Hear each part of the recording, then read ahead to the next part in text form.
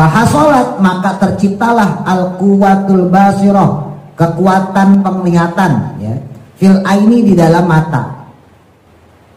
Orang kalau nggak makan nih Pak, gampangnya gitu kan lemes ya. Orang nggak makan nggak minum kan lemes, apalagi nggak punya duit, tambah lemes aja itu. Ya. Pas kita makan, pas kita minum, tiba-tiba mata biar gitu kan, apalagi habis ngopi kan, terang gitu. Kan pertanyaannya kemudian, pas saya habis makan kok jadi seger ya? Berarti hebat banget Allah, bisa loh ngebuat unsur-unsur partikel-partikel yang ada di dalam makanan tadi kemudian berubah menjadi sebuah energi, berubah menjadi sebuah kekuatan, ditransfer tuh kekuatan tadi, energi tadi ke mata kita bisa ngelihat dengan jelas, terang gitu ya, pala nggak pusing lagi, nggak kelayangan lagi. Itu hebatnya Allah. Makanya ada cerita tuh orang yang lihat pohon duren, dia coba tuh naik ke pohon duren Pak, dia nggak dapet tuh duren, dia turun, dia nyesel, sebel, dalam hati dia ngomong, Allah nyiptain buah padahal rasanya enak, tinggi banget di atas, ya nggak bisa saya ambil. Akhirnya jalan lagi tuh dia. Nah pas dia jalan kesandung semangka sama duren, kerasan mana? Kerasan duren. Kesandung semangka, aduh. Dia ngomong, untung bukan duren, yang saya sandung semangka. Alhamdulillah, untung yang duren di atas, yang di bawah semangka. Nah itulah manusia. Kadang-kadang kita baru sadar ketika kita sudah ada dalam pose jatuh. Kita baru sadar kalau kita sudah berada di bawah.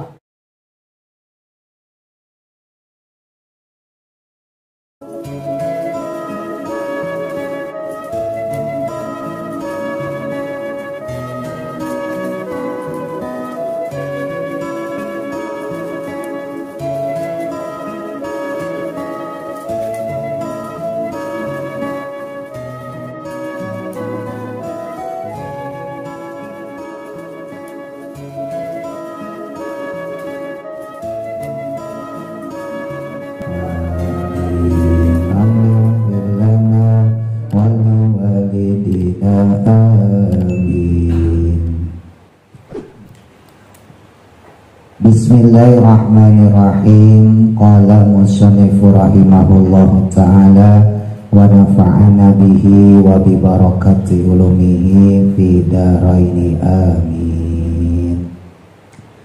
Al-faidatu, adapun faedah, ar-rabi'atu, yang keempat, wujuhut tarbiyatillahi, adapun aspek pemeliharaannya Allah Subhanahu wa ta'ala lil abdi, kepada hambanya, itu kasiratun, banyak, ghairu mutanahiyatin, yang tidak terbatas.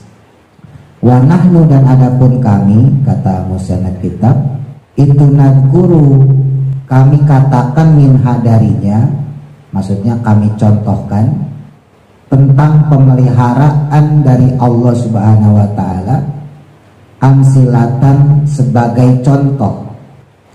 Al-misalul awal, adapun contoh yang pertama, lama waqa'at, saat terjadi, kotrotan nutfati, pembuahan setetes air mani, atau pembuahan daripada sperma, min sulbil abi, dari sulbinya seorang ayah, seorang bapak, ila rahmil ummi, kepada rahimnya seorang ibu.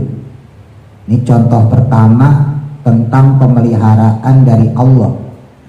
Maka fanzur, lihatlah olehmu, kaifa annaha, bagaimana sesungguhnya dia, setetes mani tadi, maksudnya sperma tadi, sorot, berubah menjadi alaqatan, segumpal darah, awalan, pada fase yang pertama, summa mudghatan, kemudian menjadi segumpal daging, sanian, pada fase yang kedua, summa tawaladat, kemudian muncul minha, darinya, dari daging yang sudah membentuk tadi, a'dha'u mukhtalifatin, anggota-anggota badan yang bermacam-macam.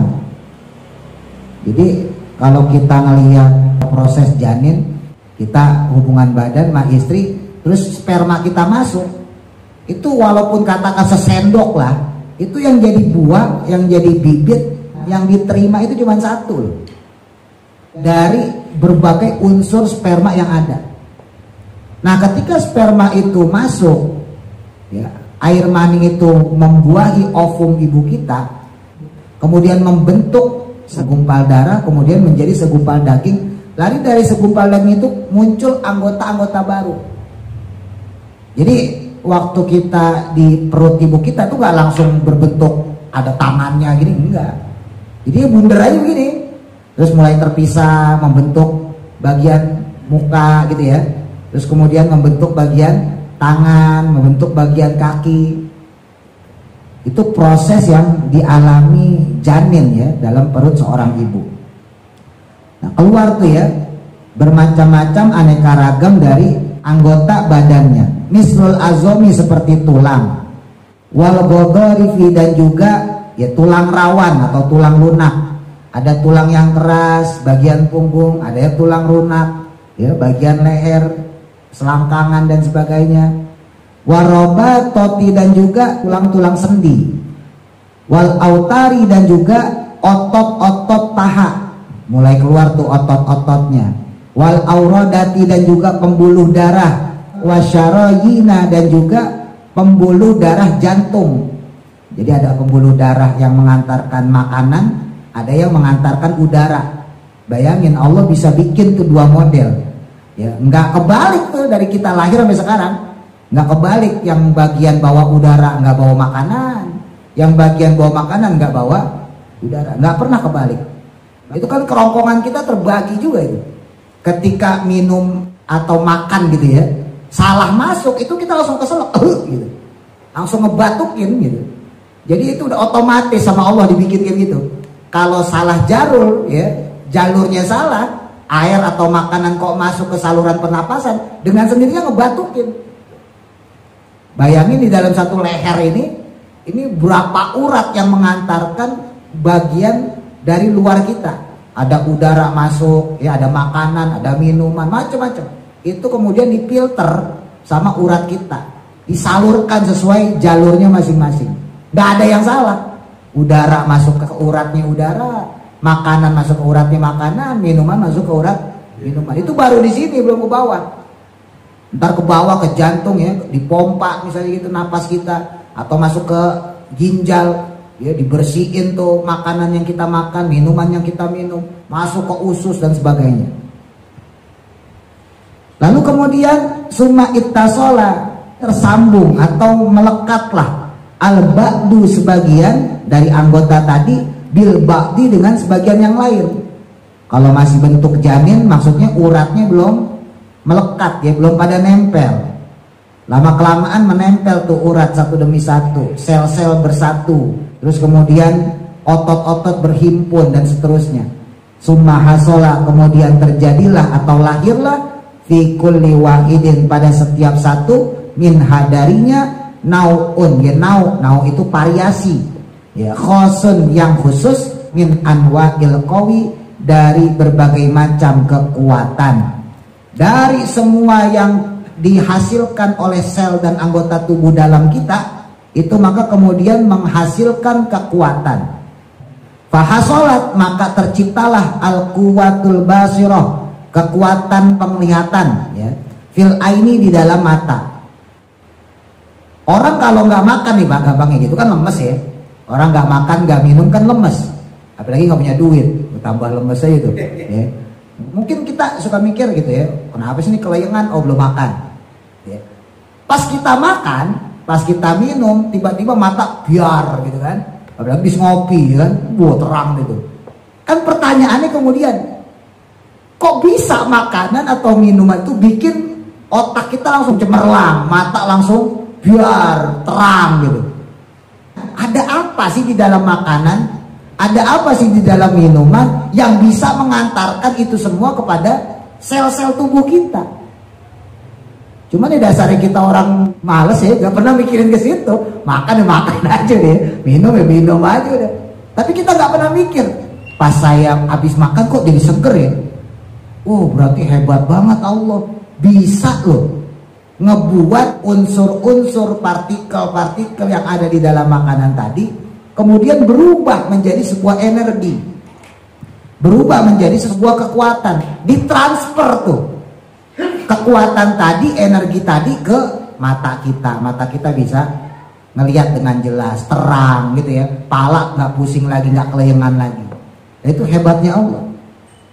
Lalu kemudian wasamaati, dan juga kekuatan pendengaran, fil uzuni, di dalam telinga kita, kuping ya makin jelas. Wanatikoti, dan juga kekuatan berbicara, fil lisani, dalam mulut kita atau lidah kita. Maka fasubhanaman, maha suci zat, asma'a, yang telah memberikan pendengaran di azmin, dengan hanya bermodalkan tulang, wabasoro, dan juga penglihatan, bisyahmin, dengan hanya bermodalkan lemak. Ya, kuping kita kan cuma tulang doang, tulang lunak ini Pak, maksudnya tulang lunak ini. Terus kemudian mata kita, kalau kita belek bahasa kasarnya gitu, cuma lemak. Wa antoko, dan kemudian memberikan pembicaraan melalui lidah kita nih, bilahmi, dengan daging ya, dengan daging yang berbentuk lidah kita bisa ngomong macem-macem. Buat Allah tuh yang dikasih kepada kita modal kecil. Wa'lam, maka ketahuilah, anna kitabat tashrihi, sesungguhnya kitab-kitab yang menjelaskan li badanil insani, tentang badannya manusia, itu masyhurun, banyak. Jadi jangan dikira kitab itu cuma bahas tauhid, fikih, enggak Pak. Banyak kitab-kitab atau karya-karya ulama tentang anatomi manusia, anatomi tubuh ya. Yang paling terkenal ya Ibnu Sina itu. Di barat disebutnya Avicenna ya. Kitabnya tuh Al-Qanun fit Tibb. Itu hukum-hukum di dalam kedokteran. Itu yang mengarang Ibnu Sina.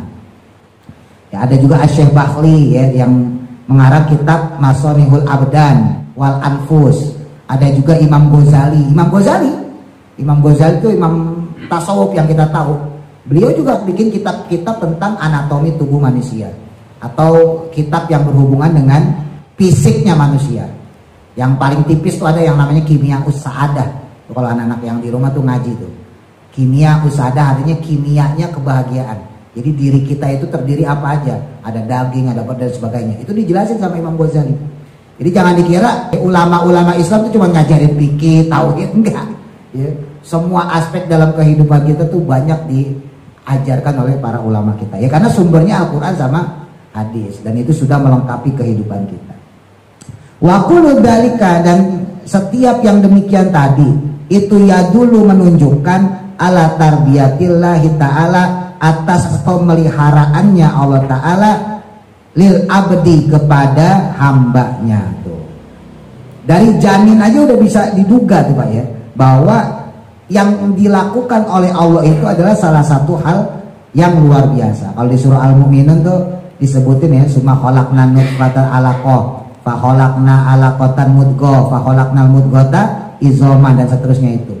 Ya, dari bentuk sperma kemudian dibentukkan sebagai darah, lalu dari darah kami bentuk lagi, kata Allah, menjadi bentuk daging, dari daging kemudian kami bentuk lagi dengan bentuk yang lain sampai jadi janin manusia, terus kemudian keluar.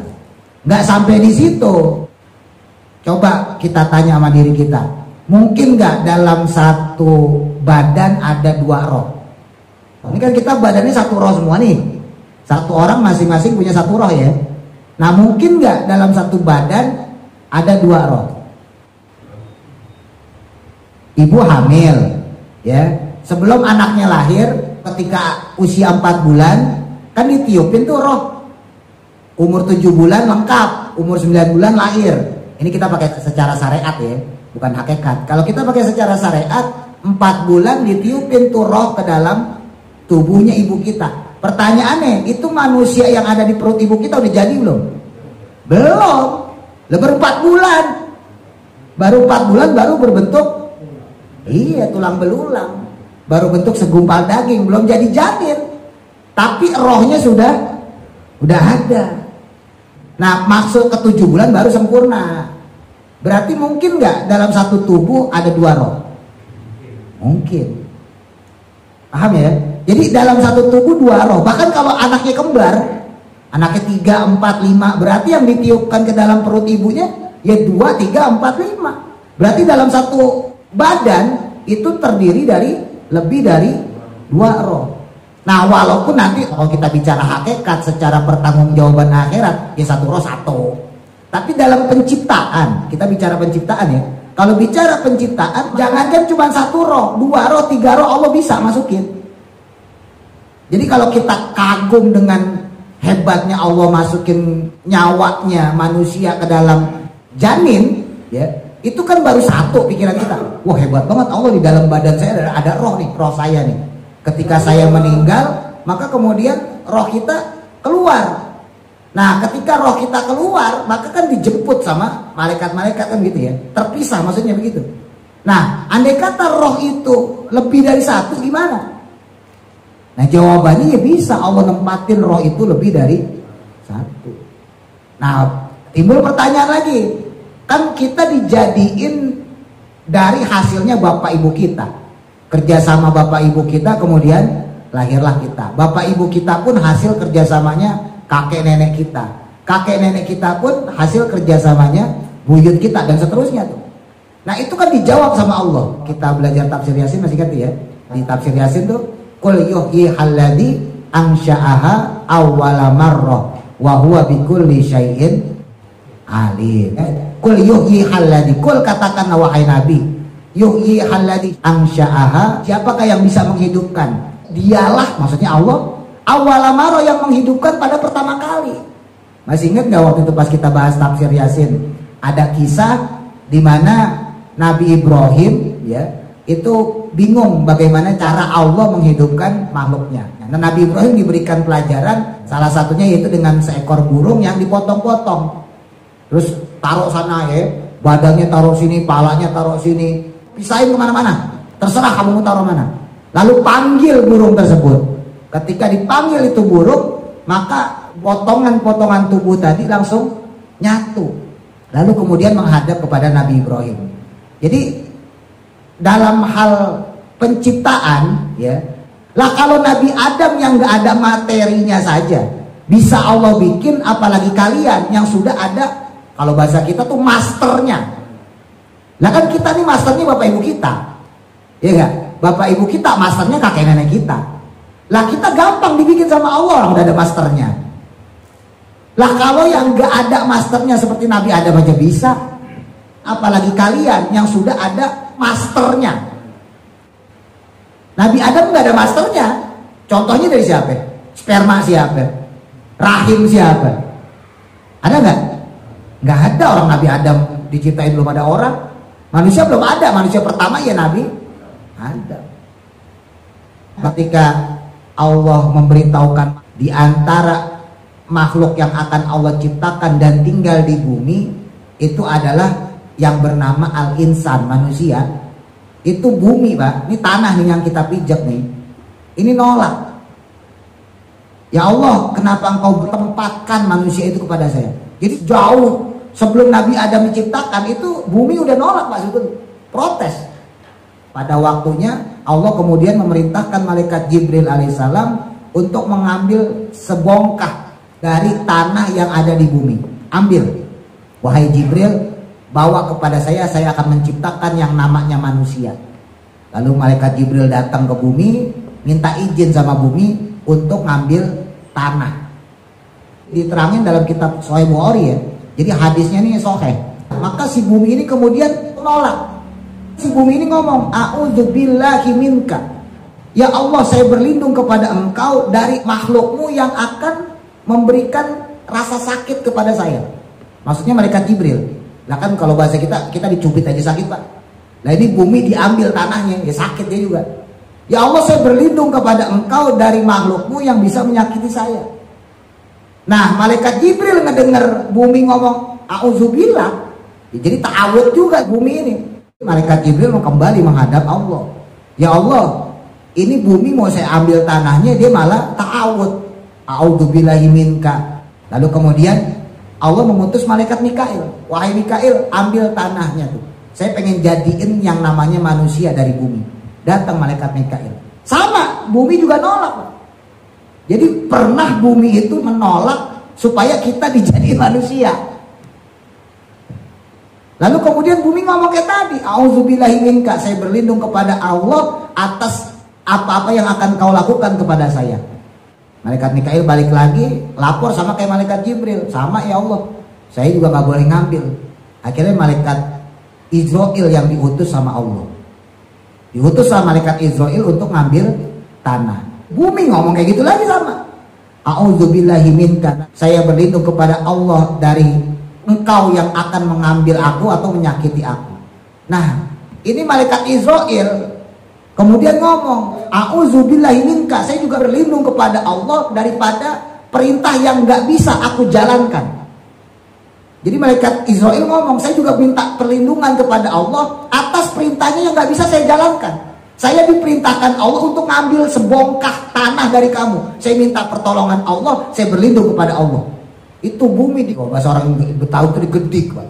Dipukul tuh bumi, diambil sebongkah tanah tadi. Jadi cikal bakal kenapa akhirnya malaikat Israil jadi malaikat pencabut nyawa tuh itu gara-garanya. Jadi malaikat Israil pernah ngambil tanah dari bumi dengan tanda kutip secara paksa. Ya tapi malaikat Israil juga nggak bisa disalahin, orang ini perintah Allah. Akhirnya kemudian malaikat Israil datang membawa bongkahan tanah tadi. Makanya yang paling hafal manusia ya malaikat Israil. Malaikat Jibril hafal, manusia hafal, tapi manusia-manusia pilihan. Ya nabi, ya rasul gitu ya, atau ulama. Jadi tanahnya tanah pilihan. Apal. Tapi kalau penjahat-penjahat malaikat Jibril gak apal. Tapi kalau malaikat Israil apal bener. Sama orang baik apal, sama orang soleh apal, sama orang jahat apal, sama tukang mabuk paling apal malaikat Israil. Kenapa? Orang dia bawa tanahnya. Ya Allah, ini saya persembahkan kepada engkau. Maka kemudian diciptakanlah Nabi Adam. Ketika Nabi Adam tercipta, terbentuk, Pak, itu kan nggak pakai mani, nggak pakai sperma, nggak ada rahimnya. Jadi masteran pertama tuh, yaitu yang tadi disebut yuhyalladzi ansya'aha awwala marrah. Dan nanti dibangkitkan juga seperti itu, tanpa masteran pun Allah bisa. Ya nggak pakai master aja Allah bisa bikin, apalagi yang udah ada masternya, paling gampang. Maka ketika Nabi Adam kejadiannya sudah utuh, maka kemudian keluar dari badannya cahaya yang luar biasa banyaknya. Nabi Adam kemudian bertanya kepada Allah, ya Allah, ini cahaya apa? Dijawab sama Allah, itu adalah cahaya roh-rohnya calon zuriatmu. Jadi kita itu rohnya udah ada, Pak.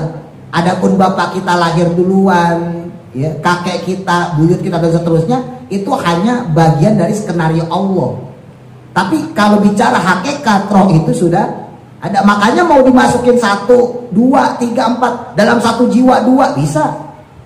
Dalam satu badan gitu ya, dimasukin 2 roh, 3 roh bisa.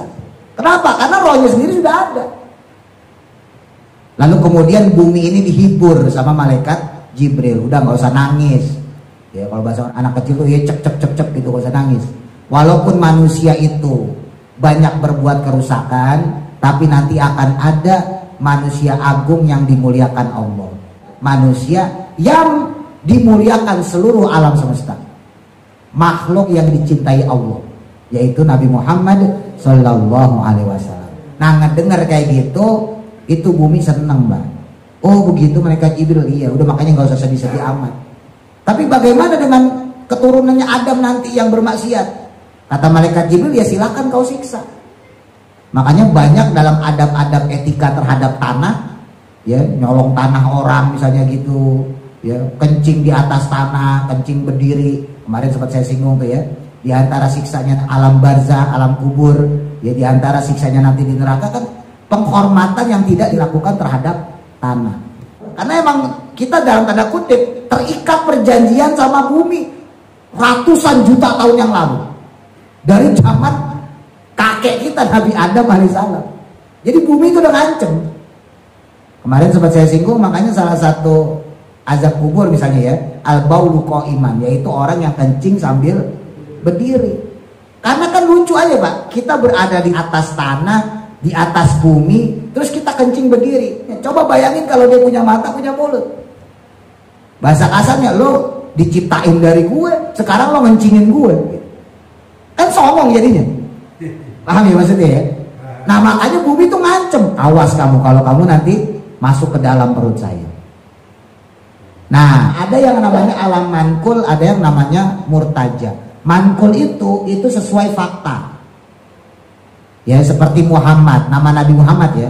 Nabi Muhammad itu kan dinamakan bukan atas inisiatif bapak ibunya, tapi Allah sendiri yang memerintahkan malaikat Jibril untuk datang kepada ibunda beliau, ya Sayyidah Aminah, lalu juga datang kepada kakek beliau yaitu Abdul Muthalib untuk memberi nama putranya Sayyidah Aminah ini bernama Muhammad.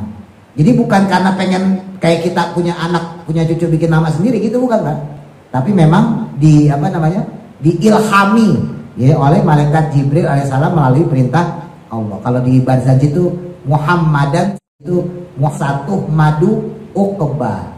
Nah, jadi Allah itu memberikan ilham kepada Sayyidah Aminah untuk memberikan nama Muhammad. Nah Muhammad itu kan waktu itu kita belajar tuh dari kata hamada, ya bisa dua wazan ya, bisa hamada yahmudu, bisa hamida mahmudun, bisa muhammadun. Intinya artinya sama, orang yang dipuji atau orang yang terpuji.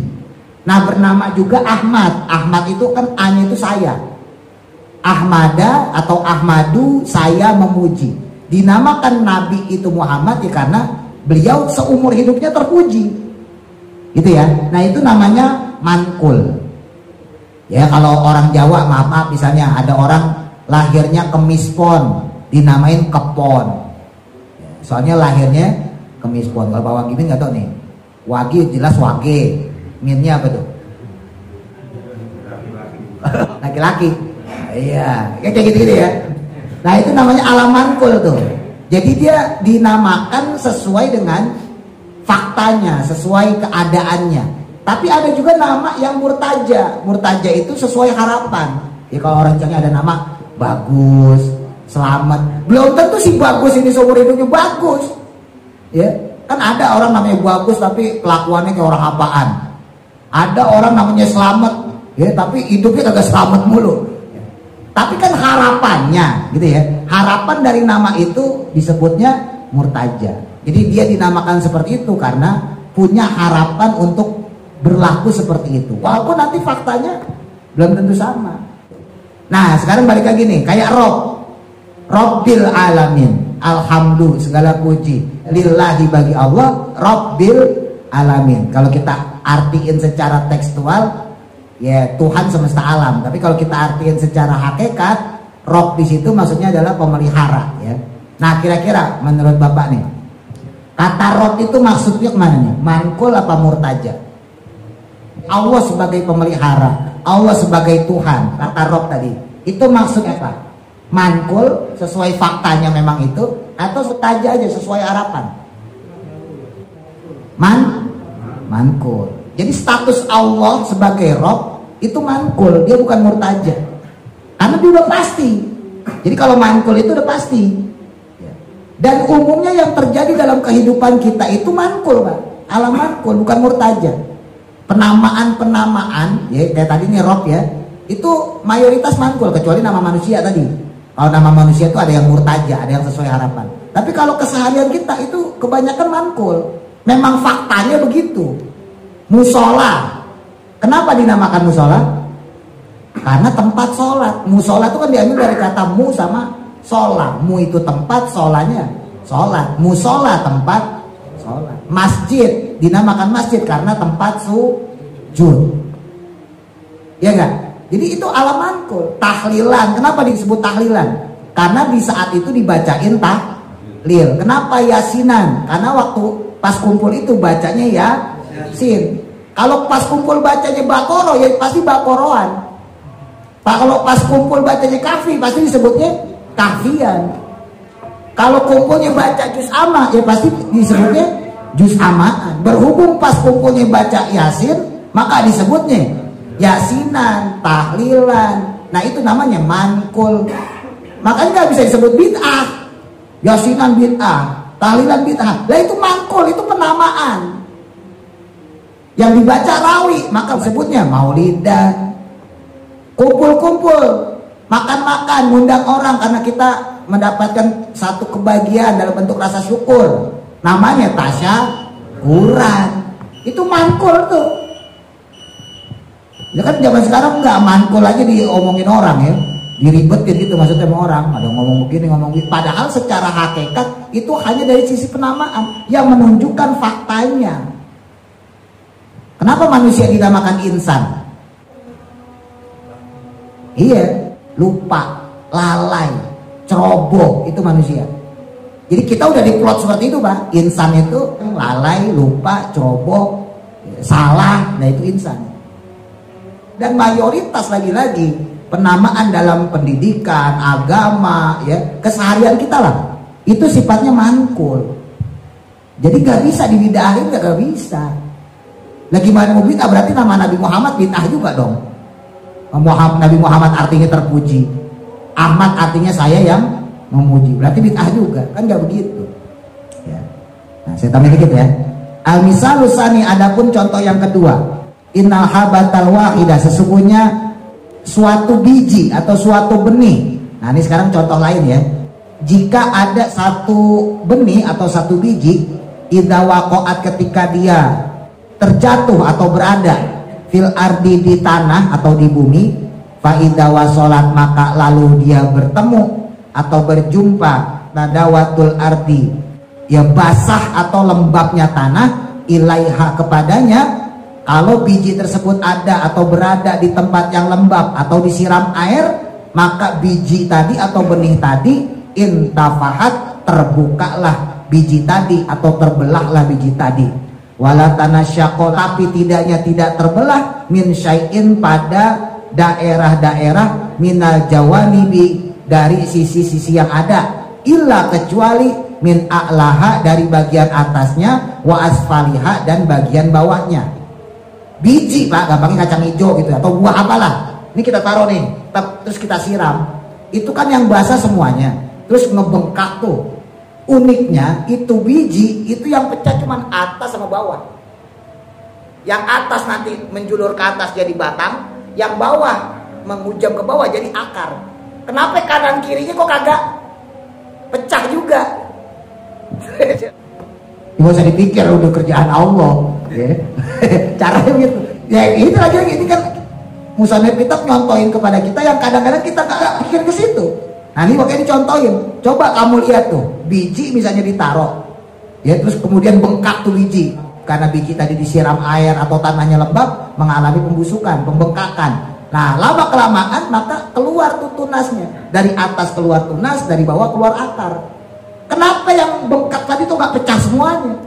Kenapa dari atas dari bawah, bukan dari kanan, bukan dari kiri?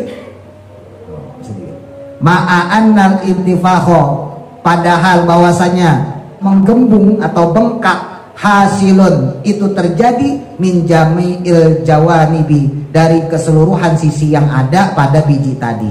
Amma syaku, maka bagian yang terbelah, al-a'la, yang bagian atas dari biji tadi, yang bagian atas yang terbelah, fayakhruju, maka keluar, minhu, darinya, al-juz'u, suatu bagian, as-so'idu, yang mana menjulang naik, minasyajaroti, berupa pohon atau tanaman tuh.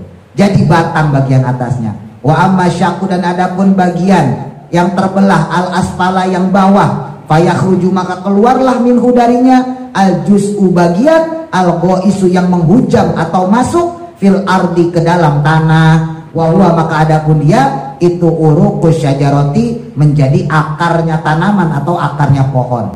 Fa amma juz'u, maka adapun bagian, as-so'idu, yang menjulang tinggi tadi, menjulang ke atas, fa ba'da sa'udihi, maka setelah naiknya dia, yahsulu, maka menghasilkan lahu baginya, sakun, batang, dahan ya, Maka kemudian muncullah batang bagian atasnya. Summa yang fasilu, kemudian bercabanglah lagi dia min zalika saki, daripada batang tersebut abdonun, ya ranting-ranting kasirotun yang banyak. Summa yazharu, kemudian muncul pula fitil kal aksoni, dari ranting-ranting tersebut al anwaru, bunga-bunga. Awalan, pada fase yang pertama keluar deh bunga-bunga. Summa simaru, kemudian muncul pula buah-buahan sanian pada tahap yang kedua.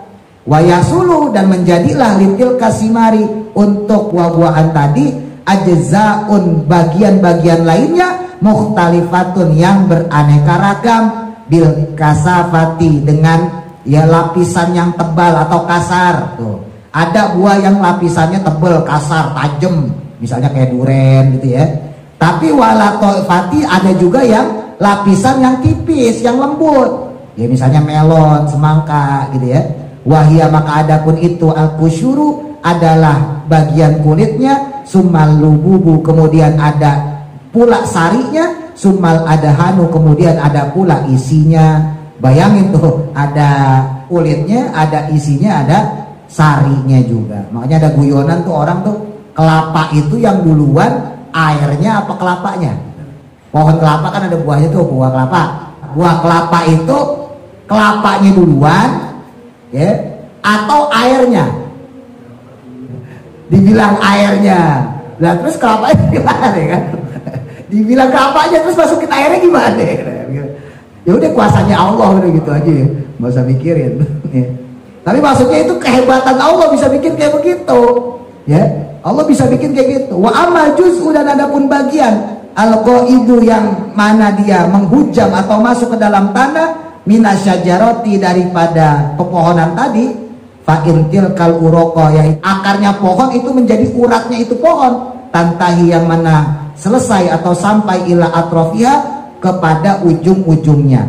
Watil kal atrofu, dan adapun akar-akarnya tersebut, ya yang ujung-ujung pohon tadi, maksudnya akar ya, akar yang ujung-ujung tadi, takunu, adanya dia itu filatofati, itu keadaannya lembut, lembek. Bapak kalau megang akar, atasnya emang keras Pak, tapi kalau ujungnya akar, ujung akar dipotek gampang. Maksudnya gitu, ka'annaha, sebagaimana seakan-akan dia itu ujungnya akar itu miyahun, seperti air, ya. Man akidatun, yang berkumpul, wa ma'agoyati latofatiha, tetapinya walaupun keadaannya lembek, keadaannya lembut, itu ujung akar, fa innaha, akan tetapinya sesungguhnya dia itu tabusu, bisa menembus fil ardi, ke dalam tanah, al-sulbati, yang mana padat, al-khosnati, yang juga keras. Tuh, ujung akar yang lembut tadi, ya, yang lembek tadi, itu kan yang nembus ke bawah-bawah Pak, bukan yang bagian atas, ya enggak? Kan kalau kita pikir-pikir akar, ujungnya akar ya, bukan akar atasnya ya. Kalau akar atas keras, akar yang paling bawah itu kan serabut-serabut gitu, itu kan dipotek aja gampang. Tapi itu akar yang lembek tadi, yang lunak tadi, itu bisa nembus sampai tanah ke bawah. Apalagi kalau pohonnya gede, pohon duren misalnya gitu ya, pohon mangga, pohon jati, itu akarnya bisa kemana-mana. Padahal ujung akarnya lembut, ujung akarnya lembek, tapi dia bisa menghujam sampai tanah. Wa auda'a, lalu kemudian memberi Allah Ta'ala fiha, ke dalamnya, maksudnya kepada akar yang lunak tadi, ujung akar pohon tadi, qawajadi batin, yaitu kekuatan gravitasi atau kekuatan untuk menarik, ya, tajdibu, yang mana bisa menarik al-ajza'a, akan bagian-bagian atau unsur-unsur yang ada di dalam tanah, maksudnya al-latifati, yang lembut, minatini, dari tanah. Tuh, unsur di tanah kan banyak tuh, ada nitrogen, fosfor, kalium, ya, mikronutrien, banyaklah, tembaga, besi, itu kan diserap sama ujung akar tadi, kemudian dimasukin ke dalam pohon, dianterin ke dalam pohon, maka jadilah batang, jadilah ranting, kan gitu, jadilah bunga, jadilah buah-buahan, dan seterusnya. Lalu diantar tuh ya, ila nafsiha, kepada tubuhnya si pohon tadi. Nah, wal hikmatu, dan adapun hikmahnya, fikuli hadhihi tabirati, dari semua pelajaran yang disebutkan tadi ini, ya, atas hal yang tadi ini, tahsilu, maka tercapailah ma apa-apa yahtaju, yang mana membutuhkan al-abdu seorang hamba ilaihi kepadanya. Tuh, pelajaran ini menandakan bahwa kayak janin tadi, kenapa dia bisa bertumbuh sampai menjadi orang gitu ya, kemudian lahir, atau tadi pohon ketika dia kecil dari biji kemudian bisa tumbuh besar. Maka ini pelajaran bahwa Allah itu memelihara baik manusia sebagai makhluk yang disukain Allah ya, yang disebut laqad khalaqnal insana fi ahsani taqwim. Laqad khalaqna, sungguh telah aku ciptakan, kata Allah, manusia insan fi ahsani taqwim, dengan sebaik-baiknya bentuk. Atau bukan manusia lah, tumbuhan yang mungkin menurut kita nggak ada harganya, itu pun diberikan rezeki sama Allah. Minal godai, berupa makanan, wal adami, dan juga darah, wal fawakihi, dan juga buah-buahan, wal asyrobati, dan juga minuman, wal aniyati, dan juga obat-obatan. Kama qala Allah Ta'ala, sebagaimana firman Allah Ta'ala, anna sobbabnal ma'a sobba summa syaqqaqnal arda syaqqa. Ini surah apa, Abasa ya, Abasa wa tawalla anja'ul ama dan seterusnya ya. Itu ayat ke-25. Anna, adapun sesungguhnya kami, kata Allah, aku ini sobbabna, telah mencurahkan al-ma'a, akan air, sobban, dengan securah-curahnya, maksudnya dengan yang baik sesuai kebutuhan manusia. Summa syaqqaqna, kemudian juga aku, kata Allah, telah membelah al-ardo, akan bumi, syaqqon, dengan sebaik-baiknya, al-ayah. Nah, jadi intinya bahwa apa yang Allah berikan kepada kita itu sebetulnya tentunya sesuai dengan kebutuhan kita dan yang terbaik untuk diri kita. Makanya ada cerita tuh orang ya lagi jalan habis pulang nyari ikan, nelayan nyari ikan, terus dia ngeliat pohon duren. Dia coba tuh naik ke pohon duren, Pak. Dia naik pohon duren karena pohon duren kan tinggi. Tuh, pohon duren tuh usianya puluhan tahun ya kan. Dia naik pakai galah bahasa kita, kagak nyampe-nyampe. Akhirnya dia nggak dapat tuduran, dia turun. Dia nyesel, sebel. Dalam hati dia ngomong, Allah nyiptain gua padahal rasanya enak, tinggi banget di atas, ya nggak bisa saya ambil. Akhirnya jalan lagi tuh dia. Nah pas dia jalan kesandung semangka. Semangka sama duren kerasan mana? Kerasan duren. Kesandung semangka, tuh aduh. Dia ngomong, untung bukan duren, yang saya sandung semangka. Habis itu dia ngomong, alhamdulillah, untung yang duren di atas, yang di bawah semangka. Nah itulah manusia. Kadang-kadang kita baru sadar ketika kita sudah ada dalam pose jatuh. Kita baru sadar kalau kita sudah berada di bawah. Ketika kita sakit baru kita sadar. Ketika kita miskin baru kita sadar. Ketika kita lagi gak punya waktu baru kita sadar. Tapi ketika kita lagi enak, kadang-kadang kita kebanyakan kagak sadar. Lagi punya banyak duit, kebanyakan kagak sadar. Lagi dapat sehat, kebanyakan kagak sadar daripada sadarnya. Nah ini makanya Allah ngingetin ya, bahwa semua yang Allah berikan kepada kita, pemeliharaan Allah terhadap kita, itu sebetulnya itu udah bagian dari skenario Allah. Mau gimana pun juga bapak kita usaha, ya jongkang-jongking segala macam, kalau Allah nggak berikan ya nggak bakal dikasih. Pun sebaliknya, ketika kita katakan ya usahanya mungkin cuma separuh-separuh, tapi kalau takdirnya Allah kasih, dikasih. Hasil ya hasil, tercapai ya tercapai. Jadi semuanya itu bukan karena usaha manusia, jadi semuanya karena takdir Allah. Al-misalus salis, adapun contoh yang ketiga, insyaallah pertemuan berikutnya. Wallahu a'lam, mudah-mudahan manfaat. Al-Fatihah. A'udzu billahi minasy syaithanir rajim. Bismillahirrahmanirrahim. Alhamdulillah.